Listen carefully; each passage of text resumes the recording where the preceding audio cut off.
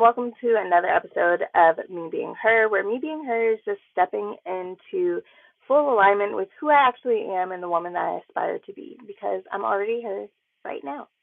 And today I want to talk about how being her is actually not a goal, but it's more of an identity. When I started this whole Being Her series, I started it a little bit, February of 2025. And really, that was the first time that I was in solitude. And I'm not going to say I was in complete isolation because I had my kids with me, but it was the first time that me and my partner were separated. He went to the Navy. Pause. My husband. Sorry. I am so sorry that I said it like that. But it was the first time that me and my husband were like separated physically. We weren't living in the same space because he was off in the Navy and I was home with our children. And so it was just very different dynamic because for the last 8 years we have been with each other 24/7. Back in 2024, we were in a very tough financial situation, and he ended up getting into a car wreck and health issues and things, and it caused us to be houseless for a majority of 2024. And at the end of 2024, after we sat down, we gained clarity on what we actually wanted. We were able to get ourselves in a home, and now we have been stable and building our stability ever since. And so now we're going on year two to where we've been in our own home. We have built a structure and a plan that we've been following. And along with that, not only came our growth as individual people, but came our growth as a unit. And so I kind of wanted to talk about what being her has done for me, or stepping into being her has truly done for me. So he went off to the Navy, and I was left at home with our children. And this was the first time, essentially, if you know anything about military life, it's very chaotic, as well as there is no real timeline or anything.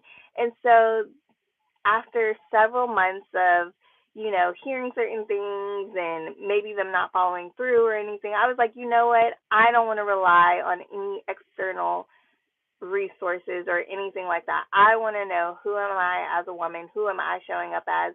Not only as a wife, not only as a mother, but who is Jocelyn and who is really her in that moment being.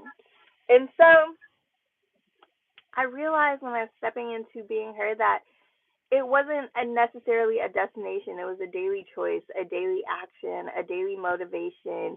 It was constantly coming back to my why and choosing my why versus trying to always feel good about it. And when I stepped into my essence of being her, it was really me, like I'm putting on a suit, right? Like I'm putting on my super suit and I'm really stepping in to save the day, but it was essentially for me. And it was such a groundbreaking moment.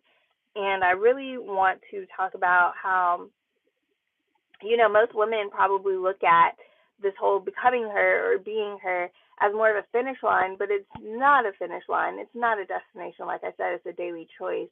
And your why has to be your driving factor. I mean, it has to truly be your focus in order for you to really materialize what you want to see, and in order for you to really embody that being. And sometimes we can't really step fully into it because we don't have clarity, or we don't know exactly, you know, who we want to be.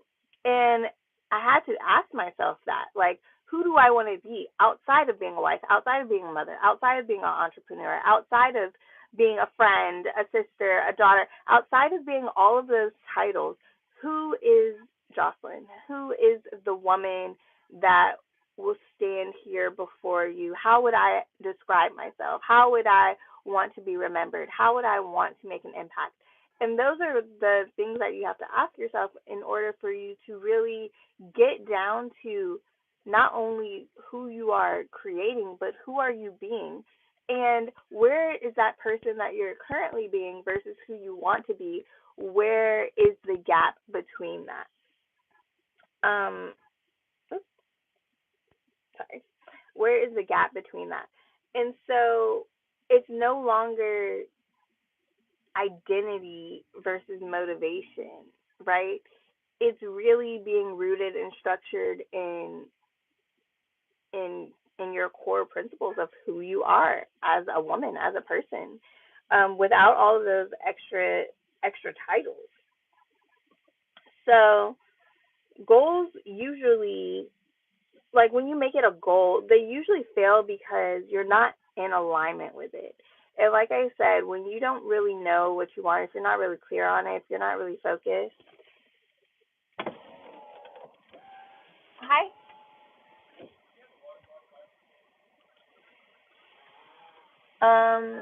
I do not.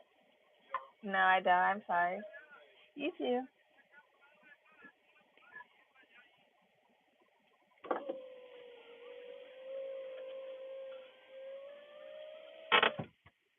Okay. uh,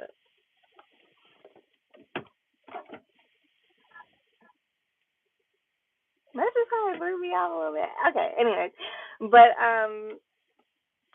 like I was saying, you don't really have like clarity or real concrete. What's the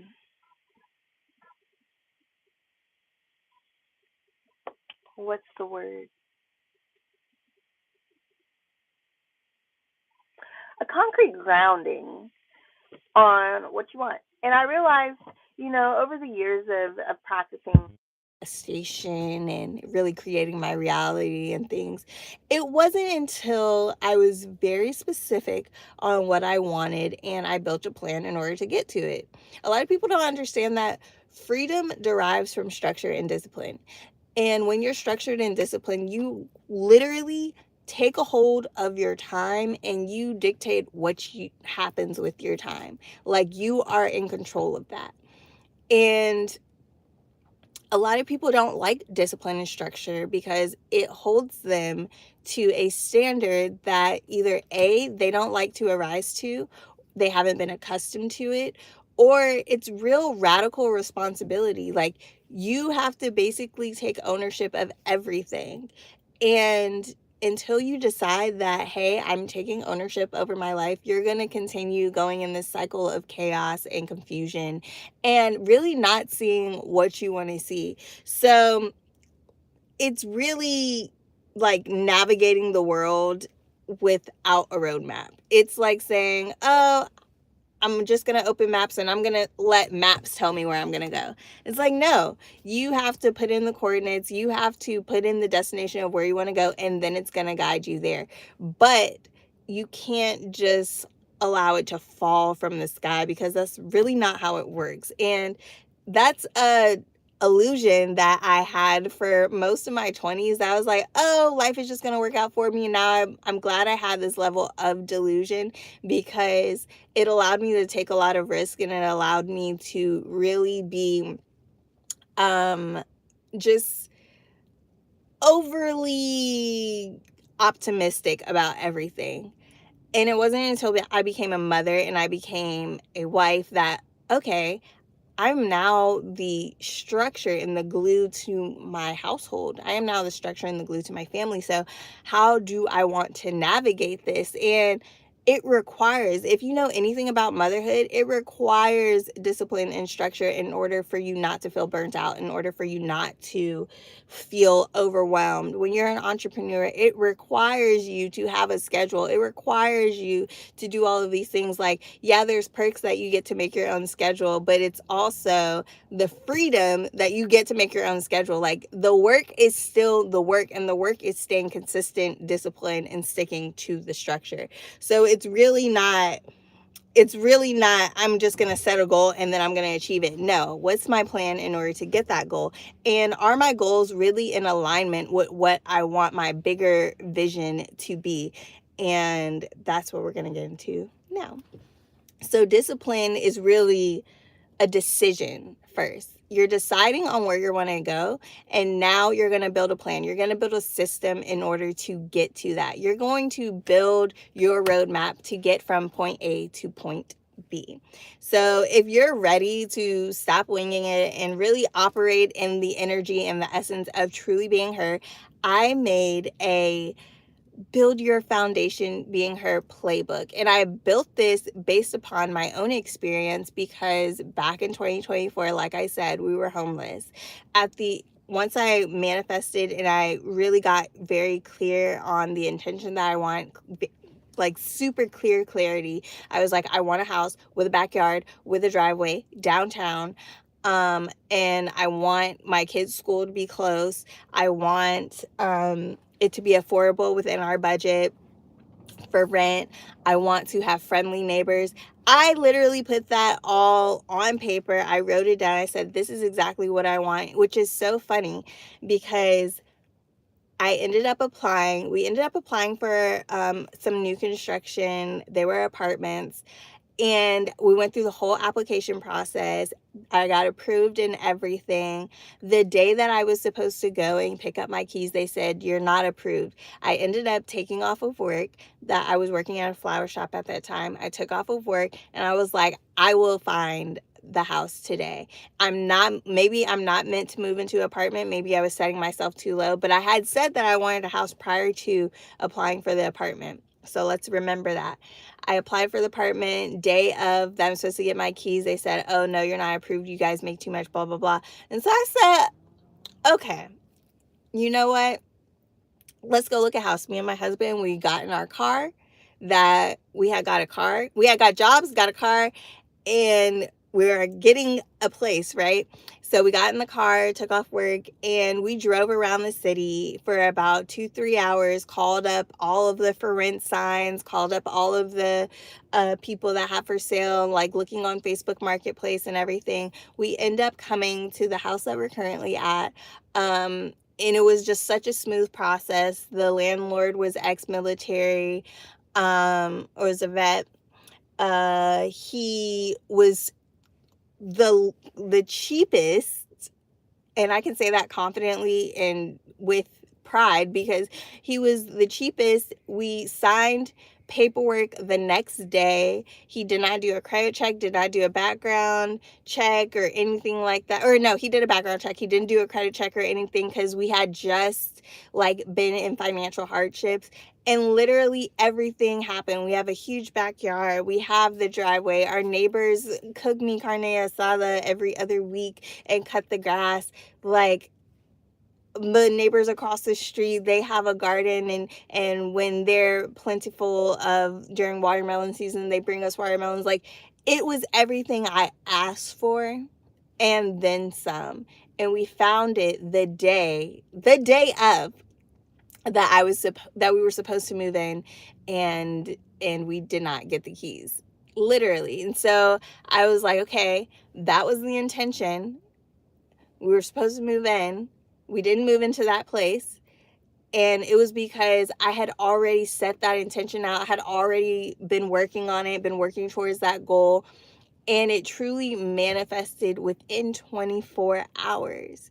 So I say that to say I built this structure and I built this playbook not only off of my own experience, but because I know it works. I know that it's possible. Not only am I no longer working a 9 to 5, I have my own cleaning business that's doing very well. And then I have a mentorship program for the 1% Woman Circle. The community is just great. I have over 100 plus women that were interested in it within the first 24 hours of me even speaking about it. And so I'm just very appreciative. And this is a playbook based upon things that I have encountered and understanding now how it truly works and how it truly just evolves. And the hard work is really not hard. Choosing. It's choosing the decision that you want to step into this essence in this energy every single day.